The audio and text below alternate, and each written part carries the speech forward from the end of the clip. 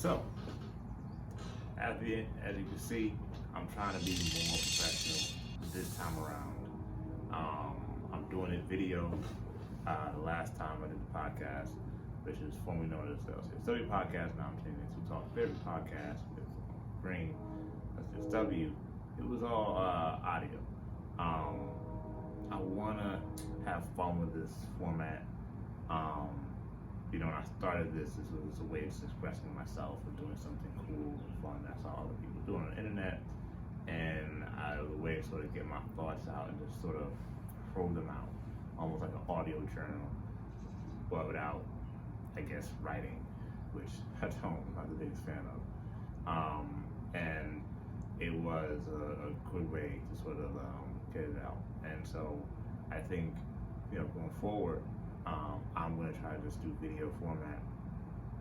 And I think I have like a lot of plans to start to build, to have intros, to have sort of cutscenes, and just to continue to build in terms of the set, in terms of making things look good and feel professional. So therefore, everything can have a authentic sound. In fact, I'm definitely going to check the audio on this to make sure I'm feeling good about this, because I know some of the audio I've checked out in the past, there's like a little bit of an echo sound, but these are sort of the things you try to go through as you're learning your tech and audio. And this is sort of a humble, homegrown podcast. I'm doing this literally on my iPhone, my personal iPhone that I use. And at times I'll use like the Rode mic that I bought that goes with it. But beyond that, I'm using nothing else. So bare bones in terms of equipment. But honestly, I've seen people do great stuff with iPhones. It's just about projecting and throwing your voice out there in a way that makes sense. So without further ado, let's get to it. While I was gone for however long I was gone for,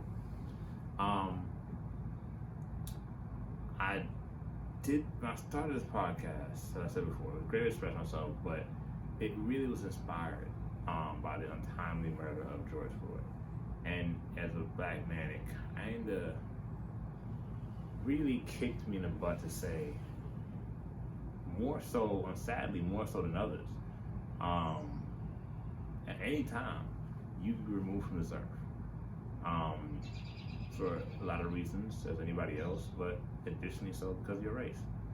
And so I said, anything I wanted to do, I was going to do to the best of my abilities, within my limitations, of course, with reasonable expectations, of course. But anything I wanted to do, I'm just going to go for it. And that spirit I still have, and it's led me to do some really cool stuff, which I'm actually, now that some of that stuff has calmed down, I'm actually going to start really maybe building like a community organizing resume of some of the things I was involved with. I really list the things I was involved with, or I got an opportunity, I was lucky enough to be involved with. I mean, it was really cool. I got a chance to help out as an aide for the Bloomfield Mural, doing everything from judging artists who were going to be involved with, getting equipment, painting, doing a little bit of that, being there for the unveiling. I got a chance to be a spokesman for one of the local schools in the greater Hartford area. I got a chance to work with a local mayor to make a revised version of the wellness check, so that we would send out mental health professionals with law enforcement officers. So therefore, things that happen with, unfortunately, Daniel Bruin in Rochester, New York, don't happen, where mental health is seen as a danger and seen as a reason to use aggression instead of counseling that ends in death, especially for black men and black people in general. And actually, we'll talk more to that later. got me really involved in Facebook with different groups to keep myself informed and to lend my services. As I said, I'm talking more about there. It's got me involved with Leafy as just a person that helps coordinate runs. Same thing for Food and Educate. I'm on the team to help coordinate Soka Run 2, which is amazing. So I think that, and honestly, even more, even a couple more things that I could list, but it really encouraged me to just have a go-getter spirit. To, instead of saying why, say why not? Why not? Why can't I do this? Why can't I do that? And just to jump head first. Now I'm actually reading program management books, so I know how to develop programs, and I'm learning from my involvement as sort of a like an untitled aid to some of these things about how to do these bigger projects and be involved with these bigger people in terms of doing macro style projects. But the why not attitude, especially of last year, kicked me in a high gear.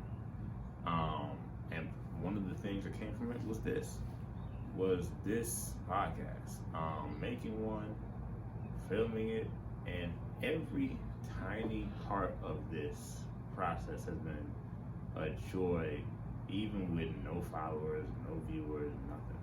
Like learning how to upload, seeing my stuff on Spotify, seeing my stuff on YouTube, seeing my stuff on all the other platforms that Anchor throws me on.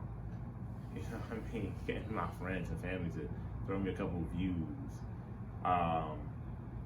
It really has been just a joy to be a part of any of that. So, it's really been awesome. And it was really cool to express myself and then sort of be creative. And it gave me some busy work to sort of focus myself and focus my energy, because being where I'm at now, I'm married, not much to do. I don't have a whole bunch of community here, so I have a lot more free time in my hand. And especially with COVID on top of that, I really had free time in my hands. And so this was a great outlet. And I was doing it monthly uploads, which I hope to continue. And then, as I was doing them, we came to the end of 2020. And in lieu of two things.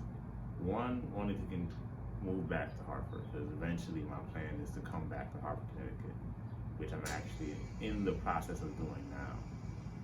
Because that's my hometown.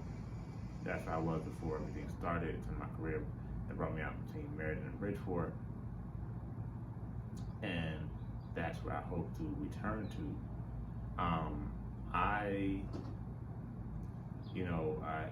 I tried to get employed by an organization that would move me close to that area, and it didn't work out. It didn't work out because of, I think, politics. I think someone in that organization just didn't like me. The people who interviewed me loved me. I got double interviewed for the same job at two different facilities, and by the end of the interview, both people wanted to give me the job. They say, "Yo, you pick," and I was like, "Okay," you know what I mean? And when I said, as close as a person can say you have the job after the interview, the man pretty much said that. So it was something that happened up above, but those things unfortunately happened. I didn't take it too hard, but I think I took it a little hard. And I just said, all right, I'm gonna look for something else. And I found something else. Maybe I could do my homework a little better on it. And I ended up in a long-term care facility or nursing home. And that was the most challenging 3 months in a long time. just a different approach. Approach that, and I'm not gonna go too hard on it right now because I'm gonna go.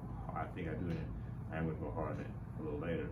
Lacks a lot of ethical and a lot of clinical prowess, and weirdly enough,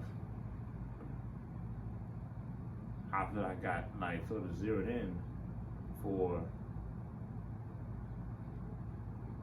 being ethical and being clinical and telling the truth and just being straight up and honest in the way I document and the way I sort of carry myself.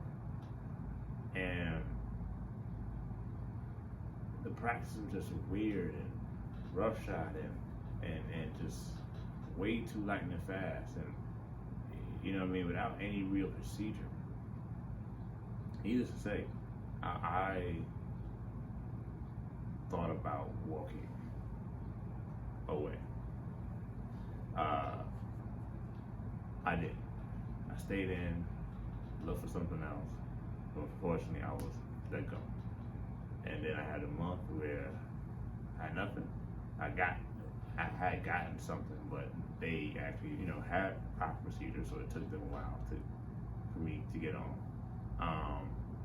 And now I had something else, but that time was so stressful that it was the first time I feared going to work. I feared going to work. I had anxiety about going to work because not only was there just, and without going too deep into it, the lack of the things I talked about before, there was, the attitude was one of, not only do we not have it, you shouldn't have it either. And it was very aggressive and insulting and predatory. So honestly, it was hard to do video or audio during that time. It was straight like survivor mode. It was just do work, I guess work out, that's it. You know what I mean? Like, it was nothing else. Thank goodness I had connects that, do something. And to all those people, I don't know if you're going to see this, but thank you. Thank you to all the connects in Optimus, my old supervisor in Optimus, that thought the world of me, and honestly, before I left, gave me the opportunity to do like a great position there. And if not for the fact that my life is in Hartford and that job's in Bridgeport, I would have totally took that offer. Thanks to even the people in HR that like me. Thanks to one clinician that was my mentor, or sort of kind of 2 years ago, that helped me out. Thanks to people that were my friends and whatnot, and weird thanks to people that was trying to compensate for the organization's greatness. Thanks to all around. But I didn't feel like I felt it. And it's weird. I'm so used to being busy and at work that for that month, I got stir crazy. And I can appreciate the feeling of those who really went through it, those who have been unemployed for a year since COVID started and haven't gone back, those that didn't apply for unemployment and just have to figure a way out to pay rent and expenses. I went through a month, so I went through nothing. So I didn't, this is not me complaining or whining about it, just was me giving insight. But even for that little bit, it was tough to do it. I'm probably going to change this camera angle. I'm going to see, doing straight up in the future, I am going to try to do my cinematography. I can't say the word. Cinema classes.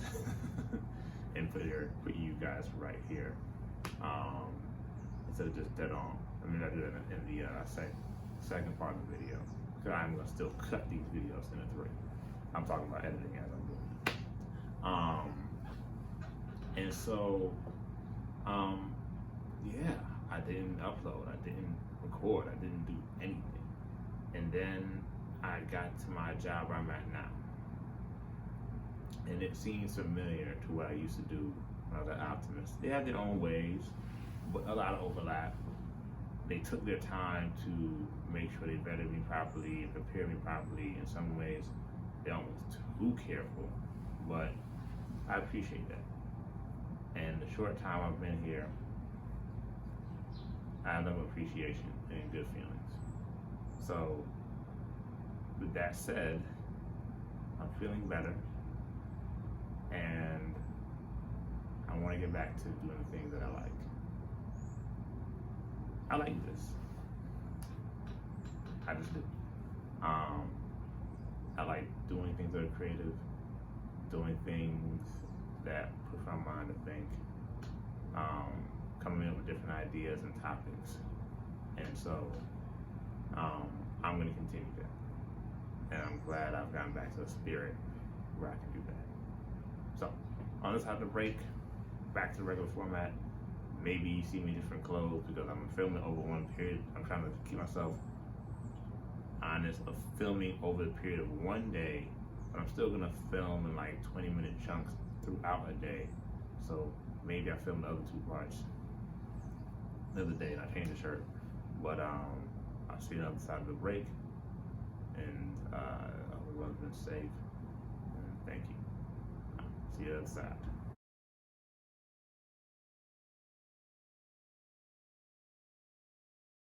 Next day, second part of the recording. I'll go back to the Talk Therapy podcast with me, Omar Kareem, CSW. So, after explaining why I was gone and how awesome this platform is and how I want to come back and do stuff with it, one thing I thought about doing, especially my new position, and even my position I had before my new position, which was, and actually let me grab my handy dandy watch, because it's actually gonna be great in telling time, is to talk about groups and group therapy and facilitating. And the two theories that I've seen between people who naturally know how to command, naturally know how to get a group of people to pay attention and to direct them to do one thing or another. And those that can just, doesn't really need a lot of structure. That can kind of just go off the top of the head, sort of. And those that need structure, or even benefit from structure. Because when you're facilitating groups, both approaches have benefits and costs to it. And I've seen, in this one, I'm get grabbing stuff.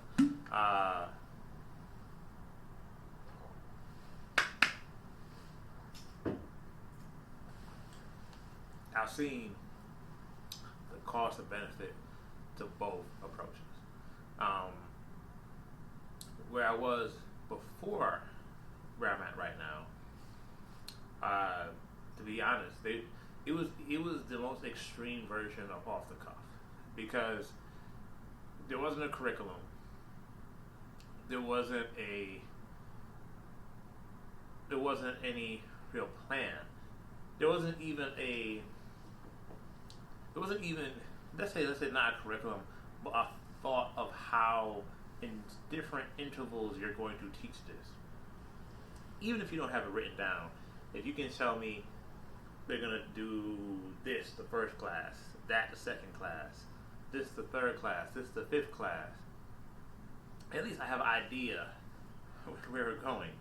It was the person, and person been doing it for a while, had a sales pitch. And in 30 seconds, she could tell you exactly what the group is. And I never worked like that. I never had a sales pitch. I just could tell you that, let's say this group's about anger, this group's about depression, this group is about being creative and how to express yourself. This group is about communication skills, so forth. And I was thrown into that world, which I still sort of responded with it being me with a plan, but of like instantaneously needing to be able to sell a group in certain ways to certain people. And that was different, like, because in that way, it's almost like you're have such a deep belief in your own delivery or conception of whatever the process is. But the problem with that is that that's not scientific, and everything from an ethical standpoint should have some scientific thing, right? It should be verifiable. It should have some sense of scope. That's why, like, one of the big things in the code of ethics is the fact that you have to be trained on everything, because basically, if you don't have that, we're just BSing. And that's so dangerous, because already as therapists, I feel like one of the biggest cracks against us is that, hey man, you're just going in there and talking to people. Anybody can go in there and talk. And my responses would be, but what type of talk? Like, do you know the questions to ask? Do you know the responses to respond to in certain situations when they present themselves to you? But all that kind of goes like in the wind if you're just BSing. Because if you're just BSing, anyone can BS. A mailman can BS, a doctor can BS. Like, there's tons of people who are not therapists who could BS. And honestly, maybe they could have made great therapists. Like, I know my brother who's I don't say he's a BSer, but he is someone that has good skills when it comes to socializing. He can be a great social worker, because he knows how to talk people into feeling good about themselves. And so, but is it just BS? And that's where the danger of that almost like no skill, no facilitating skills, just sales pitch, confidence. I'm gonna walk in and I'm just gonna sell you the first 30 seconds, and I'm just gonna BS off of that, because like there's nothing consistent and verifiable and repeatable and representative. There's nothing scientific about it, and it's not a medical practice after when it's not scientific, because all medical practices on some level should be tested and repeated and verified and peer reviewed and all that other stuff that makes it something that you actually can believe in, versus like someone just selling you snake oil. So that's the most extreme version of off the cuff I've seen, and I saw it in my last position. I saw it a couple other times in my career, but I haven't seen it a lot other than that. To go one step, well, not one step, a huge step forward, but still, I would say, still in the same universe, but all the way at the other end of the universe. Like, I mean, complete end of the other end of the universe, because this does have skill, this is scientific, but it still has echoes of the same thing. It's what I kind of, the place I'm at kind of does now, where there is no real curriculum, there is no real approach or direction of the group. It's really just processing and checking in. And the reason why I say that, even if they're worlds different, they're still somewhere in the same universe. I wouldn't call them different. I would just call them like the extremes of both, because they both kind of call on similar skills, but one calls on skills that are more scientific and based, and one is just straight up and down BS. They both count on people skills and facilitating groups. But where one, when done appropriately, is literally using clinical group facilitation skills to isolate certain conversations, to generate responses from group participants, from making sure all group members are involved, to catching themes in the group and challenging those either initial or core beliefs based on whatever the group is saying at that moment in time. One is just sort of like, I have a sales pitch and I'm just going to come back to the sales pitch over and over again. But both are trying to control a group of people and direct them to them, the group facilitator. And so in that way, I do feel there's a little similarity to that, but there's not, but still, one is super dangerous and threatens our practice. This one is totally fine, even if it's not the style I'm used to. And I think that's where this part is, where it's not having a true plan, but having a lot of innate skill and skills to direct a group, skills to identify, like I said, themes in the group, beliefs in the group. So when someone sort of says something, isolating that belief and then challenging it, and then taking that belief apart. One thing could be, example could be, I feel like I'm a good leader. And you can take that apart to say, what does that mean? And the factors that build that. And maybe the barriers that come as a part of that. And give each person a chance to challenge that and what it means to them. And you can have interesting conversations, because at the end of the day, groups are all about, at least from my understanding from a clinical facilitator, is taking a group of strangers and over time transforming them into a quasi support system, almost making them sort of like faux facilitators in themselves. You know, like I always say the best groups are the groups that run themselves.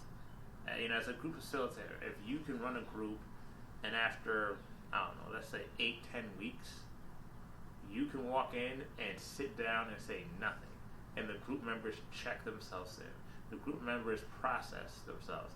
The group members correct themselves about how to talk in a healthy, productive way with one another. And they use your rules as guidelines. That's the mission. Because therapy isn't forever. And at some point, even if you have some consistent therapeutic resource, it's not forever in the sense that it shouldn't last throughout your whole life. And it's not forever in terms of it shouldn't last continually all day. You have 30 minutes, an hour with your therapist, and you go about your day. And the lessons that you learn, or the perspectives that are sort of highlighted and challenged, are the things that you exercise throughout the entire day. And the interventions and coping skills that you practice to have positive reinforcement, to challenge negative beliefs, and to cope with difficult processes that are unavoidable. That's therapy. And so the fact that in a group you can get to a point where you can kind of walk away, where you can kind of say, hey, you guys run the group. You guys can help each other out. You know, I think is huge. And little side tangent, since I'm back in the podcast game, I got to tangent out. I think even though there's some books that are against it, I am someone that I'm for group members being friends. Like, I've never gotten that. That's always been a weird thing to me. Like, when they say group members shouldn't be friends, they shouldn't socialize and stuff like that. And I remember even way back when I was working somewhere else, where one of my supervisors was like, well, groups are just like places for drug dealers to meet other drug dealers. But I'm like, what am I supposed to do?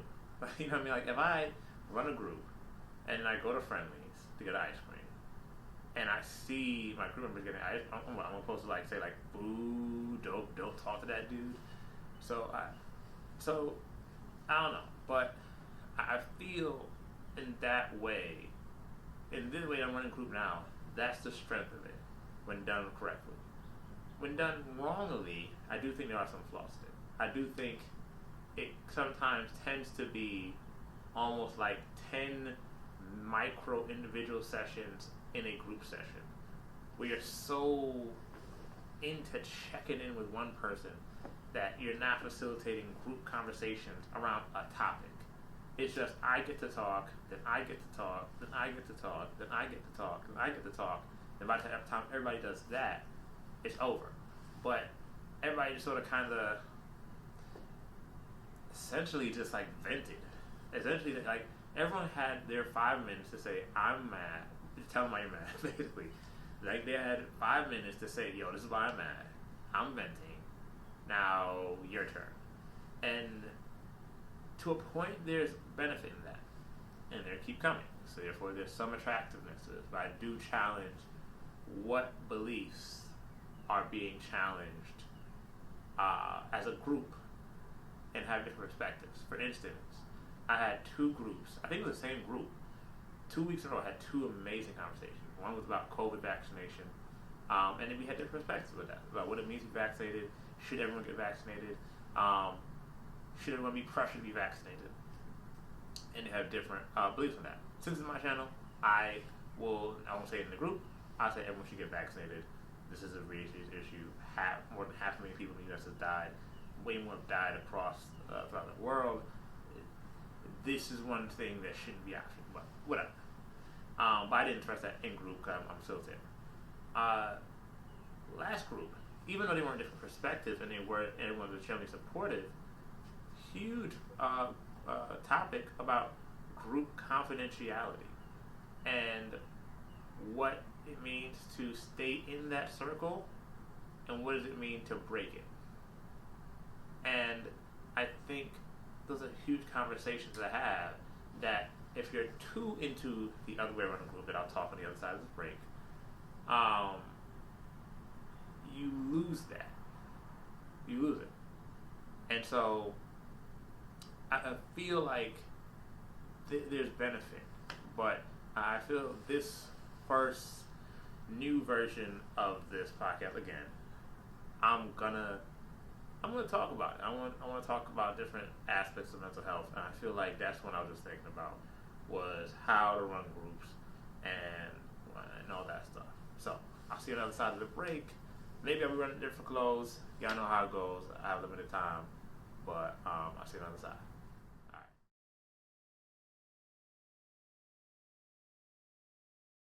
right. Hello, we've made it, and with no time to spare, too. I am running against the clock.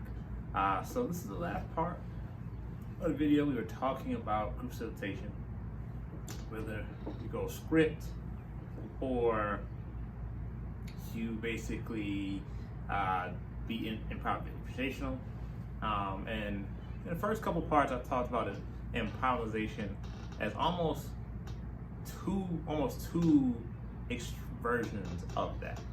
And I talked about how he was in one space where the facilitators had no plan, no facilitating skills, and it was BS. And there was a lack of consistency of things to refer to for the patients, and how that undermined a lot of things, and that was not ethical nor clinically right to do and to practice. And and I even talked to the other end of it, where people are clinically have prowess, and how they have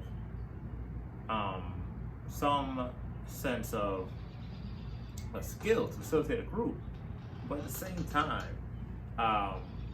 they don't have a true plan. And at times it's just a check-in and just processing with a group. and that can be good. I mean, in its own way, it can give group a lot of time to sort of have long thought. It can honestly help a group sort of check in with itself. You know, where I'm at now, where they're sort of facilitating groups in that fashion now, one thing I find that's actually kind of illuminating, kind of refreshing, is that the groups at times check in for themselves. You know, I'm still getting you, and people are still getting used to me, and they're still getting kind of confused about how to get in. And sometimes I mid-group have to call somebody and say, hey guys, I'm going to take a step out, continue talking with yourself. But I'm hearing in the background, they're checking in with themselves. And that's when a group has good chemistry. And that's, as I think I may have mentioned before, and I'll keep mentioning again every time I talk about, you know, groups, that's the whole point. You know, one thing that they sort of say about groups is, and it's sort of a debatable point, some people talk about groups as socializing in terms of like, is socialization a good thing? Is socialization a bad thing? Socialization, honestly, I've made my decision, it's a good thing. The whole point of group is to take people who basically start out as strangers and teach them great communication skills, teach them great support skills, teach them great skills around an issue or interrelated issues that sort of hurt their mental health, and move them from the point of being strangers to a straight up and down support system. And I think that's a huge, huge thing in terms of doing that. So therefore, by the time you leave, you know, they have support system. As I said before, I'm not gonna go too long into it. Therapy, you know, isn't forever. And it's good to know that by the time you leave, they have a way to sort of support themselves. So I think that's amazing. This segment, I'm going to talk a little bit more, if you sort of end this podcast, about the other side, the very scripted side, having a lesson plan. And that's the side where honestly I've lived on most of my time. I've kind of been sort of a little bit of a best of both worlds, a little off script, a little on script. I have, you know, somewhat of a plan in terms of having a lesson plan planned out, having a check-in process that's actually detailed, that has questions, that sort of have stuff that relate to either the first time a group, establishing the process, the point of group, the point of this group, what we're going to be doing today, giving people an idea of it. You know, also the maybe checking in from last time, talking about like, you know, homework or things that we've talked about in previous groups. And that has also been one thing that we sort of hit on. And then it would even lead into like a group activity where we'd have whatever thing we would focus on, and we would focus on that thing. And it could be just talking. It could be just, you know, have movement, drawing, worksheets. You know what I mean? Like it can be as elaborate as you want it to be. And a checkout process. And in that basic format, you can even dig deeper. I'm sorry. You can dig deeper, not diaper, into worksheets. Worksheets are very varied, and it covers so many different skills, so many different spaces, so many different subject areas, and so in depth that you have a lot of things that people can read from and review from, and skills. And so therefore, I like that space because I feel like at times just talking about things sometimes doesn't hit the point home. People have to experience it in different ways, whether it means demonstrating it, whether it means role playing it, whether it means talking, about it in different scenarios. All those things sort of lead to that initial thing of like learning whatever skill that is. But just as there's sort of ranges of that, there's ranges of being skilled or having like a really planned out group and facilitating it that way. And honestly, sometimes depending on how you run it, it's bad. I've seen people who've had stacks of paper or whatever packet, and they literally don't allow the patients to talk. Don't allow the group to be a part of the group. So therefore, instead of you facilitating a group conversation and have other people involved in that conversation, you're just saying, yo, sit down, shut up, and listen to me. And I have an issue with that. Like, the whole point is to have group facilitating and to have them be a part of the group. You know, like literally the way I kind of do it, I say as much as I can without literally doing it. I want to give the group members ownership of the group. I want to feel like it's their group. I want to feel like they have pride in showing up and being a part of this group. I want to feel like it's my group. You know what I mean? Like, that's weird to me. So I've never got that mindset other than maybe like someone wanted to have some type of authority figure, but like, dude, like everyone knows I'm the one that works here. So, you know, it's a similar thing like when I was in DOC when people do power trip, I'm like, well, everybody knows who's the prisoner and who's not. I've already established who, you know what I mean, and at least in this power structure, is the person in charge. So I never got that. But yeah, so they'll tell them, hey man, just be quiet, and they'll just read page after page after page after page. And they'll speed read through it. Almost as if like them just mentioning it and speeding through it instantly commits that to memory. You know what I mean? And that's not how people learn. I mean, literally, psychologically, that's how people learn. People learn from demonstration, someone modeling a behavior in front of them. They learn from verbally someone explaining it, and they learn from them practicing that behavior themselves. And even that has enough variation to facilitate people who are visual learners, people who read, but on some level, that's how everybody else learns. You see the behavior, someone teaches you the behavior, you practice the behavior, and then now you know the behavior. And in the middle of those three processes, there's a lot of room for people to make mistakes, to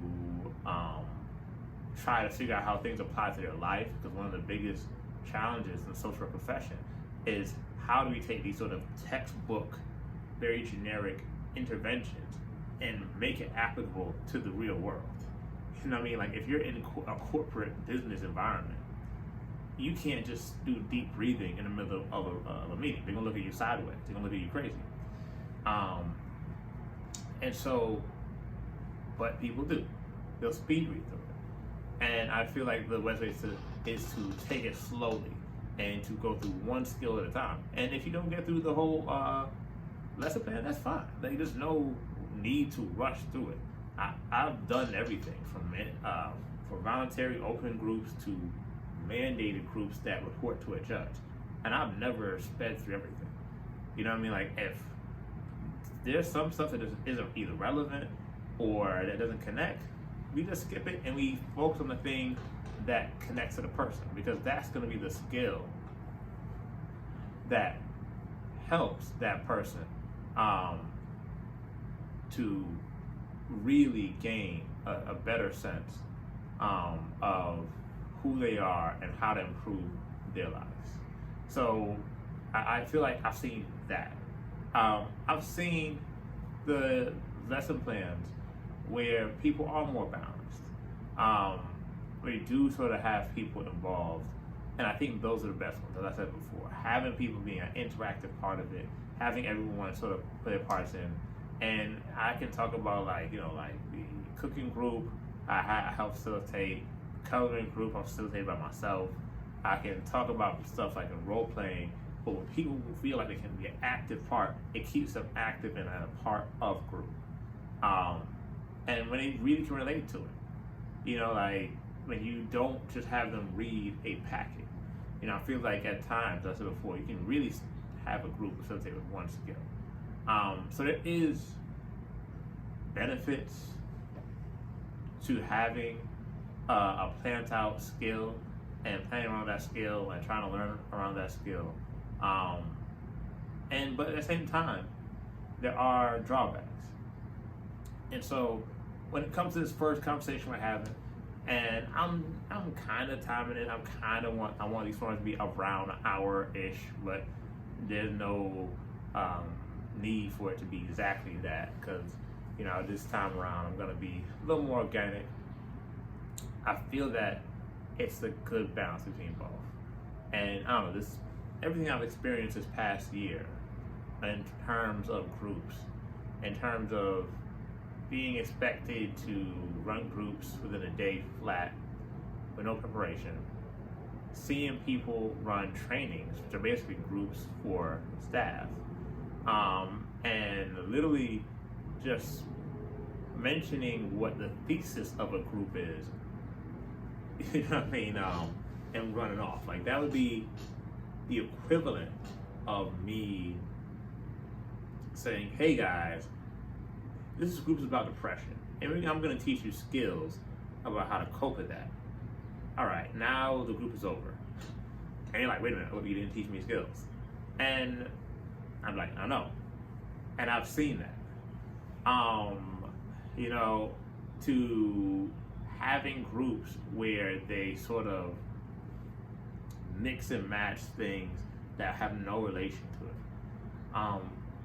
it. It's made me think about group facilitation, and it's made me think about that as a main thing to talk about in this first episode, or in terms of this rebranded podcast. So, I'm gonna upload this. I'm gonna connect this to my private practice, which is talk therapy.